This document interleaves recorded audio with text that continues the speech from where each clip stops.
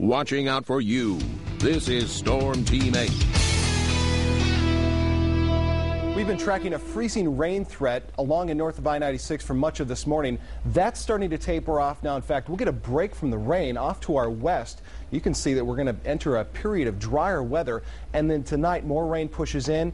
Primary threat tonight, warm weather, melting snow, heavy rain. It will be flooding. In fact, the National Weather Service says that they're looking into issuing a flood watch along and south of I-96 toward the Indiana border. That's still a maybe at this point. That's going to come out later this afternoon if it does at all. Right now, I want to talk about the rain and freezing drizzle chances here across West Michigan. I'll pause the loop and get out the tracking tool, and we'll see how much more rain we have yet to get here in the Grand Rapids metro area. In fact, track that to about the lakeshore. It's going to start to taper off here in about an hour into Grand Rapids, closer to 2 hours before the rain starts to let up. Farther up the lakeshore into western Muskegon County, about an hour.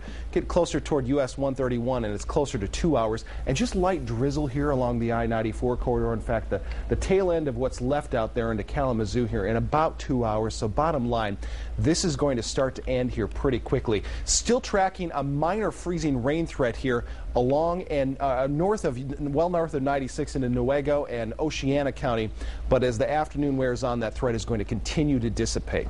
Temperatures right now, especially across the northern parts of our viewing area, right in that critical zone here. We are at 30 in Big Rapids. Notice Fremont 32 when you have freezing or colder temperatures at the surface and rain falling. That's where we get that threat for freezing drizzle, which is why the National Weather Service has a winter weather advisory posted. But again, this threat continues to dissipate as of right now. Still a little bit of freezing drizzle possible, but that's tapering off. Now, since temperatures are going to warm this afternoon, we've got a cool down coming our way overnight. Rain here. Look at these temperatures by midnight tonight, 38 still, and then temperatures actually fall through the day tomorrow. Notice noon at 36 and down to 30 by 8 p.m. So a much cooler weather situation coming our way tomorrow. Here's the 24-hour forecast. Just light rain showers this afternoon, but watch what happens in the evening.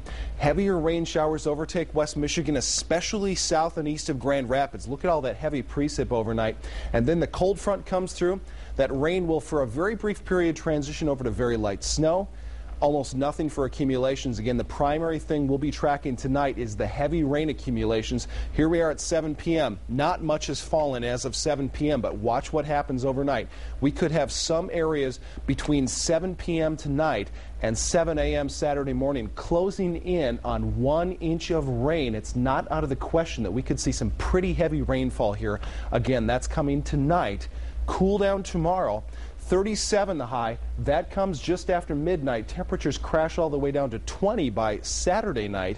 32 for the high here on Sunday. A much nicer day. If you have outdoor plans or something you need to get done over the weekend, Sunday definitely looks like the better of the 2 weekend days. Again, once that rain ends and transitions to snow tomorrow, accumulations very light. As we get into Monday and Tuesday, a couple of pleasant days coming our way, and we're tracking what could be a very big weather system.